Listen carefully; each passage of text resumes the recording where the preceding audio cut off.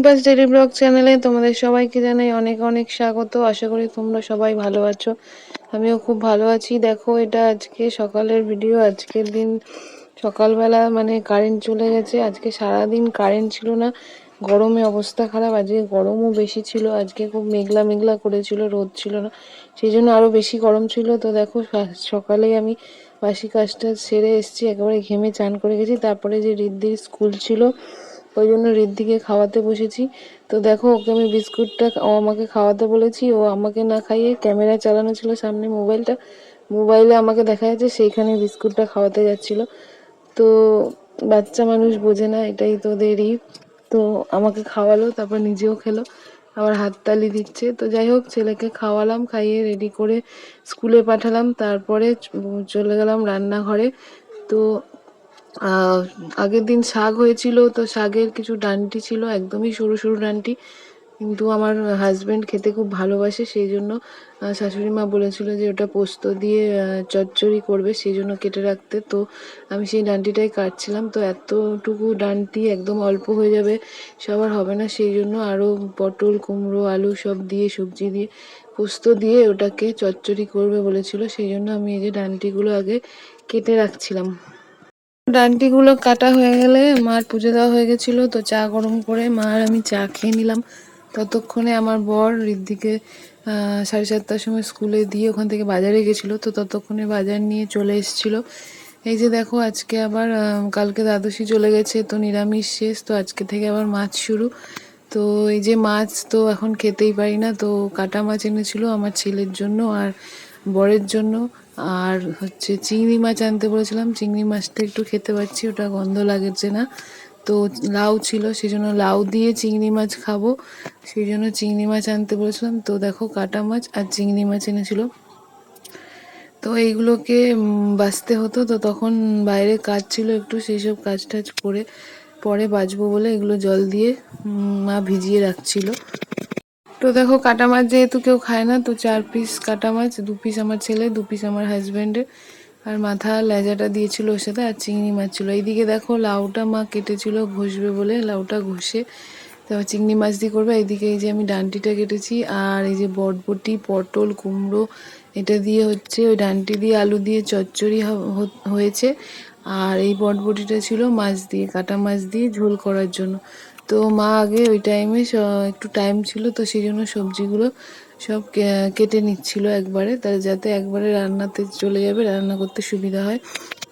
তো এগুলো সব কাটাকুটি হয়ে গেলে তারপরে সকালের জলখাবারের জন্য আজকে আমার হাজব্যান্ডরা সব ভাত খেয়েছে, তো সেই জন্য এই যে বড়া বানানোর জন্য বেসন দিয়ে পেঁয়াজ দিয়ে বড়া বানিয়েছিল, তো সেটাই মাখছিল। আমি একটু কালো জিরে জোয়ান দিয়ে দিলাম ওর মধ্যে। তো পেঁয়াজ দিয়ে বড়া খেতে ভালোই লাগে। তো এই যে বেসনের বড়া পেঁয়াজ দিয়ে ভাজছিল, ভাত দিয়ে খাবে বলে। তো আমি সকালবেলা ভাত খেতে খুব একটা পছন্দ করি না, ভাত খাই না। আর এত গরমে আমার রুটি খেতেও ভালো লাগে না, ভাত রুটি মানে একদমই ভালো লাগে না। সেই জন্য আমি আমার হাজব্যান্ডকে দিয়ে একটা পাউরুটি আনিয়েছিলাম, তো পাউরুটি খেয়েছিলাম। তো পাউরুটি, মুড়ি, আমি এগুলোই সকালে বেশি খাই, ভাত টাত খেতে ভালো লাগে না। আর যদি গোবিন্দভোগ চালের ভাত হয় তো একটু খাই, আর নাহলে পান্তা ভাত থাকলে পান্তা ভাত খাই। এমনি গরম ভাত খেতে আমার সকালে একদমই ভালো লাগে না, ভাত খেলেই ঘুম পায়। তো দেখো, বড়া ভাজা হয়ে গেলে গরম গরম একদম হাতে নিয়ে নিয়েছি দুটো। আমার বড়া ঠড়া গরম খেতেই ভালো লাগে, ঠান্ডা হয়ে গেলে ভালো লাগে না। তো ওই যে এত গরম, হাতে ধরতে পারছিলাম না, তো গরম গরম আমি মাকে বললাম, দাও দুটো টেস্ট করে দেখি কেমন হয়েছে। তো বড়াটা খুব ভালো হয়েছিল। ঠান্ডা হয়ে গেলে যেন কেমন নরম হয়ে যায়, সেই জন্য খেতে ভালো লাগে না। তো তারপরে আমি চলে গেলাম মাছ বাছতে। এই যে চিংড়ি মাছগুলো সব ছোটো চিংড়ি মাছ বাছতে টাইম লাগে, তো চিংড়ি মাছ বাছতে বসে গেলাম। তো আর ওই কাটা মাছটাও ধোবো। তো এই মাছগুলো বেছে নিয়ে তারপরে রিদ্ধিকে খাইয়ে তারপরে আমি খাবার খেয়ে তারপরে চলে গেছিলাম স্নান করতে। তো সকাল থেকে কারেন্ট ছিল না, এত বিরক্ত। এমনিতেই আমাদের রান্নাঘরে টিনের চাল, প্রচণ্ড গরম, রান্নাঘরে মানে কাজ করতে গেলে একদম ঘেমে চেমে একাকার হয়ে যায়। তো তার মধ্যে যদি ঘরে একটু ফ্যানটা চলে তাও মধ্যে মধ্যে গিয়ে একটু হাওয়া খেয়ে আসি। তো আজকে সেটাও হয়নি, কারণ সকাল থেকে একদম কারেন্ট অফ। আর রিদ্ধি তো এত ছোট, ওর তো সারা গায়ে মানে ঘামাচি হয়েছিল, আবার কমে গেছিলো, আবার দেখছি বড় বড় একদম লাল লাল গোটা গোটা উঠে গেছে গায়ে। স্কুলে যায় জামা পরে, এই গরমের মধ্যে ঘেমে যায়, তো ও বেচারা সকাল থেকে আজকে গরমে খুবই কষ্ট পেয়েছে। তো কারেন্ট এসছে আমাদের সেই দুপুরে খাওয়া দাওয়ার পরে, একদম মানে 3টের সময়, 3:30 4টের সময় কারেন্ট এসছে। তো দেখো চিংড়ি মাছ বাছা হয়ে গেছে। তো তারপরে আমি এই যে কাটা মাছটা ধুয়ে নিচ্ছিলাম এখানে। তো কাটা মাছ দিয়ে বটবটি দিয়ে ধনেপাতা দিয়ে পাতলা ঝোল করেছিল মা আজকে, আর ডান্ডিটা চচ্চড়ি করেছিল ওই সবজিগুলো দিয়ে, পটল কুমড়ো সব দিয়ে। আর মুসুরির ডাল হয়েছিল, আর হয়েছিল হচ্ছে লাউ চিংড়ি। তো এইগুলো আজকে রান্না হয়েছিল। এত গরমে মাছ টাছ এমনিও খেতে ভালো লাগে না, আর আমি তো এখন মাছ খেতেই পারছি না, সেই জন্য খালি চিংড়ি মাছটা, তাও বোঝা যায় না অতটা, মানে গন্ধ লাগে না, সেই জন্য চিংড়ি মাছটাই আনতে বলি। তো চিংড়ি মাছটা লাউ দিয়ে করতে বলেছিলাম, সেটাই খেয়েছিলাম।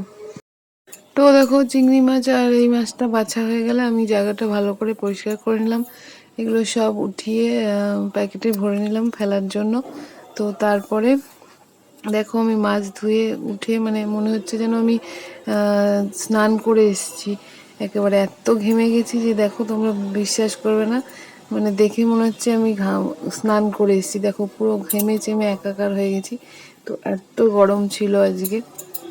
হ্যাঁ, তো তারপরে ঋদ্ধিকে আমি খাইয়ে এসেছি, সে তখন আর ভিডিও করিনি। তারপরে এই যে দেখো পাউরুটি আর বাটার দিয়ে আর সামান্য চিনি দিয়ে, আমি চিনি বেশি খাই না কিছুতেই, মানে দুধেও আমি চিনি খাই না, দই খেলেও আমি চিনি খাই না, কিছুতেই চিনি খাই না। তো বাটারে একটু না দিলে ভালো লাগে না, সেই জন্য বাটারের মধ্যে অল্প সামান্য চিনি দিয়ে এই যে পাউরুটিটা খেয়ে নিলাম। মানে এত গরমে খেতেও ইচ্ছা করছিল না, কি করব, মানে যেখানে যাচ্ছি সেখানেই গরম, কোথাওই হাওয়া নেই। আর এক নাগারে যদি সকাল থেকে সারাদিন কারেন্ট না থাকে তাহলে কত বিরক্ত লাগে তোমরাই বলো। আর হচ্ছে ঋদ্ধিও তো ছটফট করছে এদিক ওদিক, ওকে হাওয়া দেবো কি, ও তো এক জায়গায় বসেই না যে ওকে হাওয়া দেবো বসিয়ে।